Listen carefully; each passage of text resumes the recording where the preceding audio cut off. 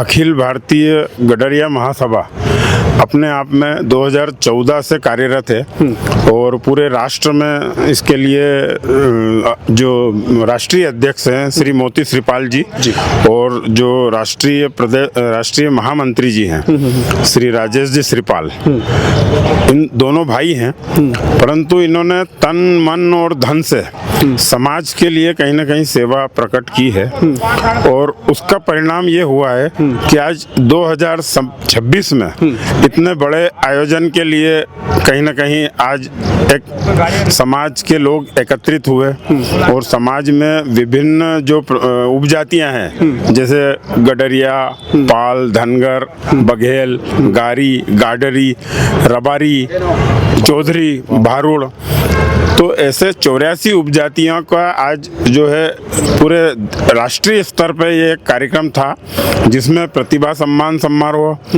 अपना जो है ये विवाह योग्य युवक युवतियों के लिए पंजीयन और जो समाज के जो समागम, समाज का जो है पूरा समागम और जो लोक माता की जो पुण्य तिथि थी उसके लिए पुष्पांजलि समारोह जिसमें मुख्य अतिथि अपने मध्य प्रदेश के माननीय मुख्यमंत्री डॉक्टर मोहन जी यादव रहे। हाँ जी। और मोहन जी यादव ने सभी समाजों के लिए, उसमें चाहे सनातन हिंदू धर्म हो या मुस्लिम वर्ग हो, सभी धर्म सभी समुदायों के लिए समान रूप से योजनाएं लागू की है। जैसे आयुष्मान योजना हुआ, फसल बीमा योजना हुआ, कृषि के क्षेत्र में जो विकास हुआ है और अपना ये आवास योजना हुआ, ऐसे कई प्रकार की जो योजनाएं हैं और महिलाओं के जो लाडली योजना अच्छा, इतनी सारी योजनाएं आप गिनवा रहे हैं, क्या आपके जो समाज के लोग हैं या सिर्फ समाज के नहीं, जो सभी मध्य प्रदेश के लोग हैं, उन सभी तक इन योजनाओं का लाभ पहुंच पा रहा है आपके नजरिए से? बिल्कुल पहुंच पा रहा है और जितना मोहन सरकार जो है जितना कि ये जो पैसा इस पे खर्च कर रही है तो वो जन जन तक पहुंचाने के लिए योजना भी चल रही, प्रचार प्रसार भी चल रहा है उसका, और सारी योजनाओं का प्रचार प्रसार करके और अधिकतर जो है समाज के माध्यम से गरीब तबके तक भी ये योजना पहुंचती है और उसका लाभान्वित हो रहे हैं लोग। भाई साहब, कहीं ना कहीं जब हम दूसरे समुदाय के लोगों से बात करते हैं तो उनका कहना है, विपक्षियों से बात करते हैं तो उनका कहना होता है कि भाजपा पार्टी जो है वो सिर्फ सवर्णों की पार्टी बन के रह गई है। इसमें जो निचले तबके के जो लोग हैं और जो अदर बैकवर्ड क्लास यानी ओबीसी एसटी एससी के जो लोग हैं उन सब के लिए कोई विकास नहीं हो रहा, कुछ नहीं हो रहा, जो काम हो रहा है सिर्फ और सिर्फ सवर्णों के लिए हो रहा है। तो उसको लेकर क्या कहेंगे कि जो भाजपा पार्टी है क्या सिर्फ सवर्णों की पार्टी है, सिर्फ उन्हीं के लिए काम कर रही है? देखो, मैं किसी विशेष पार्टी के लिए तो नहीं बोल सकता, बिल्कुल, परंतु जो चीजें दिख रही है सामने तो उसमें जो गरीबों के जो पुरानी झोपड़ियां मकान थे आज वो नए बने हैं तो कहीं ना कहीं विकास तो हुआ है। उसमें किसी से भेदभाव नहीं है कि ये सनातनी या ये इस धर्म का है या ऐसा है, उससे कोई संबंध नहीं, सभी के विकास हुए हैं और रोडें बन रही हैं। अच्छा, मैं ये सवाल पूछता हूँ भाई साहब, कहाँ से आते हैं, कहाँ से बिलोंग करते हैं? मैं खरगोन से हूँ। खरगोन से जी। खरगोन में विकास की स्थिति क्या चल रही है पहले के समय में और अब के समय में, यानी 2000 पहले की स्थिति क्या थी और अब की स्थिति में क्या डिफरेंस देखते हैं आप? बहुत ज्यादा परिवर्तन हुआ है। जैसे आज खरगोन जो है संभाग बनने के कगार पे है, 4 जिलों को लीड कर रहा है। आज डीआईजी ऑफिस मौजूद है और यूनिवर्सिटी जो है टंटिया मामा भील यूनिवर्सिटी के नाम से 4-5 जिलों का जो है अलीराजपुर, बड़वानी, खरगोन, खंडवा और बुरहानपुर, तो यूनिवर्सिटी के जितने भी कॉलेजेस हैं तो टंटिया मामा भील के अंतर्गत होने से आज जो छात्रों को जो एजुकेशन सिस्टम और पहुंच उनकी जो है एकदम से, जैसे भौगोलिक दृष्टिकोण से खरगोन जो है 70 किलोमीटर पर चारों जिलों से दूर है। बुरहानपुर से 70 kilometre, Barwani 90 kilometre, Khandwa 90 kilometre और इधर अपना क्या बचा है को अलीराजपुर तो थोड़ा सा दूर है, परंतु ये 3 जिले जो हैं, 4 जिले खरगोन हो गया सेंटर में, इधर खंडवा, अपना बुरहानपुर और बड़वानी, तो ये चारों जिलों का जो केंद्र है उसके कारण जो खरगोन है वो इन सभी को लीड कर रहा है और लीड ऐसा अकेला नहीं कर रहा है, सभी को लेकर के साथ में विकास हो रहा है कि भाई खंडवा का भी विकास हो रहा है, बुरहानपुर का भी हो रहा है, अभी जो इंदौर इच्छापुर हाईवे बना है, हाँ। तो कहीं ना कहीं खंडवा और बुरहानपुर इसको बहुत लाभ मिला है। आज इंदौर से जो दूरी कम हुई है तो व्यापारिक लाभ मिला है। पब्लिक डायरेक्ट इंदौर और बड़े महाराष्ट्र से जुड़ी है।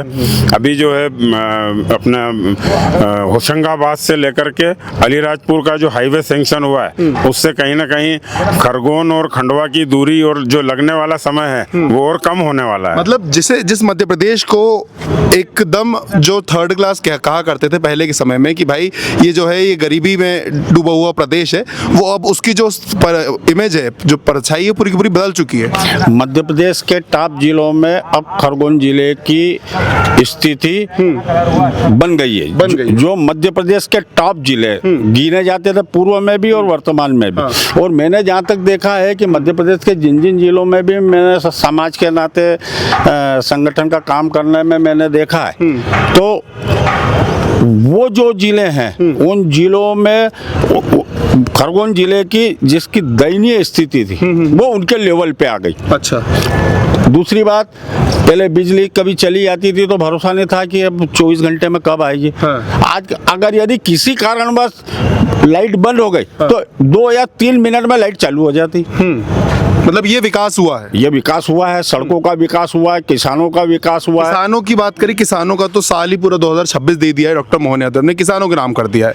लेकिन फिर भी जो किसान हैं वो कहीं ना कहीं रुष्ट नजर आ रहे हैं कि भाई उनकी जो मांग है अभी तक पूरी नहीं हो पा रही है। इसको लेकर क्या कहेंगे? देखो क्या है, संपूर्ण तरीके से तो भगवान भी किसी की इच्छा की पूर्ति नहीं कर सकता, लेकिन मानव का स्वभाव है कि यार मैं इनकी इच्छा की पूर्ति के लिए क्या प्रयास करना चाहिए, उसके लिए प्रयासरत होना चाहिए। और वर्तमान सरकार उसके लिए प्रयासरत है कि मैं हमारे प्रदेश के किसानों को या देश के किसानों को कहाँ तक और किस तरीके से इनको योजनाओं का लाभ दिलाऊं और किसान संपन्न हो। और वो जो सामने मध्य प्रदेश में तो कम से कम दिख रहा है कि उनको बहुत लाभ है, क्योंकि अब खेत और पहले शहरों में रोड हुआ करती थी, अब किसान के खेत तक सड़क चली गई।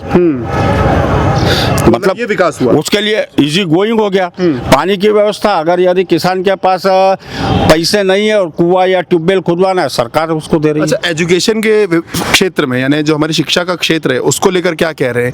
क्योंकि मध्य प्रदेश में तमाम सारे जो स्कूल सरकारी हुआ करते जिन्हें सीएम राइस कहा जाता था, उन्हें संदीपनी विद्यालय का नाम दिया है।